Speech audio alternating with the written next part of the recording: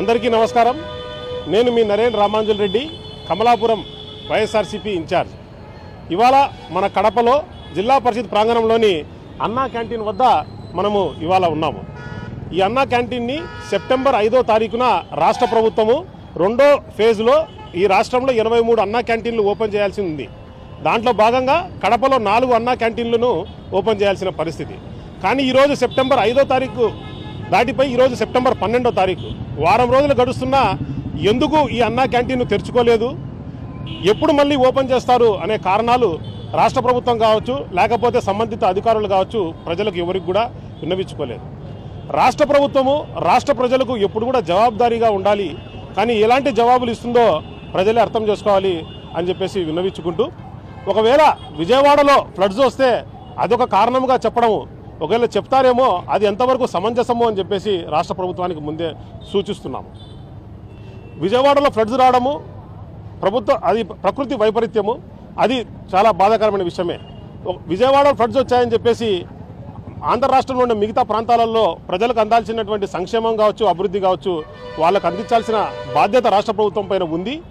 ఎట్లయితే విజయవాడ ఫ్లడ్స్ను అరికట్టడము ఎంతైతే, దాన్ని బాగు చేయడం ఎంతైతే రాష్ట్ర ప్రభుత్వం ఒక ముఖ్యమో, అదేవిధంగా అన్నా క్యాంటీన్లు కావచ్చు, లేకపోతే రాష్ట్ర ప్రభుత్వం ఏదైతే సంక్షేమ పథకాలు ప్రజలకు ఇస్తామనేది కూడా అంతే ముఖ్యం మిగతా ప్రాంత ప్రజలకు అని చెప్పి తెలియజేసుకుంటూ, ఈ అన్నా క్యాంటీన్ అనేది దీన్ని వినియోగించుకుంటున్నటువంటి లబ్ధిదారులు మరియు రాష్ట్ర ప్రభుత్వం యొక్క భాగస్వామ్యంతో ఈ అన్నా క్యాంటీన్లు అనేది నడుస్తూ వస్తున్నాయి. ఇలాంటి దానిపైనే అదే కాకుండా చంద్రబాబు నాయుడు గారికి అంతో ఇంతో మంచి పేరు తీసుకొచ్చింది అన్నా క్యాంటీన్. అలాంటి వాటి నిర్వహణే ఈ రకంగా ఉంటే, అంటే 5వ తారీఖు ఓపెన్ చేస్తామన్నది ఇంతవరకు ఓపెన్ చేయకోకుండా ఉంటే, రాష్ట్ర ప్రభుత్వమే పూర్తిగా భరించి ప్రజలకు అందించాల్సినటువంటి సూపర్ 6 పథకాలు అమలు ఏ రకంగా ఉంటుందో ఒకసారి ఈ ఉదాహరణతో ప్రజలందరూ కూడా అర్థం చేసుకోవాలని చెప్పేసి ప్రజలను కోరుకుంటున్నాం. అధికారంలోకి రాకముందు ఎన్డీఏ అభ్యర్థులు అంటే చంద్రబాబు నాయుడు గారి నుంచి తీసుకుంటే మండల స్థాయి నాయకుల వరకు ప్రతి ఒక్కరు కూడా సూపర్ 6 అనేది ప్రజలకు అందజేస్తాము అని చెప్పేసి 100 రోజుల్లోనే అందజేస్తామని చెప్పారు. జూన్ 12వ తారీఖున అధికారంలోకి వచ్చారు. ఈరోజు సెప్టెంబర్ 12వ తారీఖు, 92 రోజులు పూర్తయిపోయింది రాష్ట్ర ప్రభుత్వం అధికారంలోకి వచ్చి. ఇంతవరకు సూపర్ 6 పథకంలో ఏ ఒక్క పథకం కూడా ప్రజలకు అందించలేదు. పైపెచ్చు లోకేష్ బాబు గారు, రాష్ట్ర ఎడ్యుకేషన్ మంత్రి గారు క్లియర్గా చెప్పడం జరిగింది అసెంబ్లీలో, ఈ సంవత్సరము విద్యా దీవెన అంటే తల్లికి వందనం అనే కార్యక్రమం పూర్తిగా తీసేస్తున్నాము, ఈసారి ఇవ్వలేము అని చెప్పడం జరిగింది.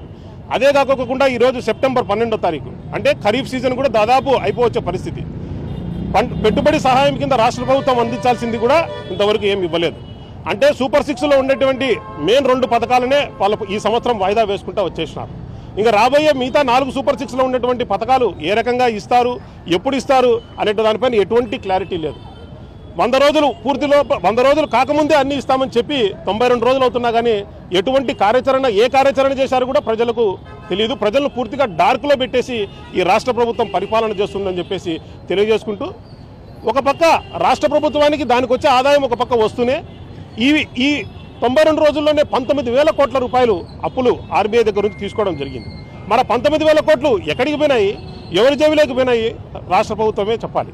ప్రజల జేబులోకి అయితే ఖచ్చితంగా పోలేదు అని చెప్పేసి తెలియజేసుకుంటూ, ఒకసారి మన గత ప్రభుత్వం గురించి ఆలోచన చేస్తే మేనిఫెస్టోను అంటే నవరత్న పథకాలను ఒక పవిత్ర గ్రంథంగా భావించి ప్రజలకు దానికి వీలైనంత త్వరలో చేర్పించే దానికోసం కాలం కంటే వేగంగా పరుగులు పెట్టారు శ్రీ వైఎస్ జగన్మోహన్ రెడ్డి గారు, అప్పుడు వైఎస్ఆర్సీపీ పార్టీ. అలాగా ప్రజలకు ఎప్పుడు ఏం కావాలో వాళ్ళకి ఇస్తూ వచ్చారు. కరోనా కష్టకాలంలో కూడా ప్రజలకు సంక్షేమ పథకాలు ఇంటి వద్దకు జరిపించే దానికోసమై కొత్త మార్గాలను గత ప్రభుత్వం అన్వేషిస్తుంటే, ఈ ప్రభుత్వం మాత్రం ప్రజలకు ఏ రకంగా సూపర్ 6 పథకాలను వాయిదా వేసేదానికోసం కారణాలను అన్వేషిస్తుంది. కారణాల వల్ల పేద ప్రజల యొక్క ఆకలి కావచ్చు, వాళ్ళ కష్టాలు కావచ్చు, వాళ్ళ కన్నీళ్లు కావచ్చు తుడచలేరు అని చెప్పేసి రాష్ట్ర ప్రభుత్వానికి సూటిగా విన్నవించుకుంటూ, ఇక ఈ పూర్తిగా తయారైనటువంటి అన్నా క్యాంటీన్ను వీలైనంత త్వరగా ప్రారంభించి ప్రజలకు దాంతో చేయాలనుకున్న మేలును ఇవ్వాలని చెప్పేసి, జనాగ్రహం వచ్చే లోపలనే అది మీరు ఓపెన్ చేసి ప్రజలకు దాని మేలు అందించాలని చెప్పి తెలియజేసుకుంటూ, రాష్ట్ర ప్రభుత్వానికి అన్నా క్యాంటీన్ నిర్వహణ పైన వైఎస్ఆర్సీపీ పార్టీ తరఫున 2 సూచనలు చేయబోతున్నాం. 2014 నుంచి 19 వరకు మీరు అన్నా క్యాంటీన్లు నడిపినప్పుడు కేవలం ఫస్ట్ వచ్చిన 250 మందికి మాత్రమే మీరు భోజనాలు అందించేవారు. కానీ ఇది సంధ్యా సర్కిల్ ఈ కడపలో ఉదాహరణకు తీసుకుంటేనే 4 చోట్ల మీరు ఓపెన్ చేశారు, 4 చోట్ల పెట్టాలనుకున్నారు అన్నా క్యాంటీన్లు. అయితే అక్కడ ఇప్పుడు ఒకసారి మీరు ఆలోచన చేస్తే 7 గంటలకే ఇక్కడ భవన కార్మికులు కావచ్చు, పక్కనే ఉండే రైతు బజార్ ఉంది. సో రైతు కూలీలు కావచ్చు, ఇక్కడ దగ్గర 2000 మంది పైగా ఇక్కడ ఉంటారు. సో 250 మందికి మాత్రమే మీరు భోజనం ప్రొవైడ్ చేస్తే మరి మిగతా వాళ్ళ పరిస్థితి ఏమిటి? సో మీరు దయచేసి నెక్స్ట్ టైం దాన్ని ఎప్పుడైతే అన్నా క్యాంటీన్ల యొక్క పర్పస్ ఎప్పుడు సర్వ్ అవుతుందంటే వీలైనంత ఎక్కువ మందికి మీరు అక్కడ భోజన సదుపాయాలు కల్పిస్తే అవుతుంది తప్ప ఫస్ట్ వచ్చిన 250 మందికి మాత్రం కల్పిస్తే కాదు. కాబట్టి మీరు రాబోయే రోజుల్లో వీలైనంత ఎక్కువ మందికి భోజనం దీంట్లో నుంచి పెట్టాలని చెప్పేసి వైఎస్ఆర్సీపీ పార్టీ తరఫున రాష్ట్ర ప్రభుత్వానికి సూచన చేస్తూ, రెండో సూచన ఏమిటంటే ఇది కేవలం అన్నా క్యాంటీన్లు కార్పొరేషన్లు, మున్సిపాలిటీలు, టౌన్లో అంటే జిల్లా కేంద్రాలలో మాత్రమే ఉన్నాయి. ఇది మండల కేంద్రాలలో కూడా విస్తరించి చేస్తే బాగుంటుందని చెప్పేసి వైఎస్ఆర్సీపీ పార్టీ తరఫున సూచన. ముఖ్యంగా మా కమలాపురం నియోజకవర్గం గురించి మాట్లాడితే 6 మండలాలు ఉన్నాయి, కానీ ఎక్కడ కూడా ఒక అన్నా క్యాంటీన్ కూడా లేదు.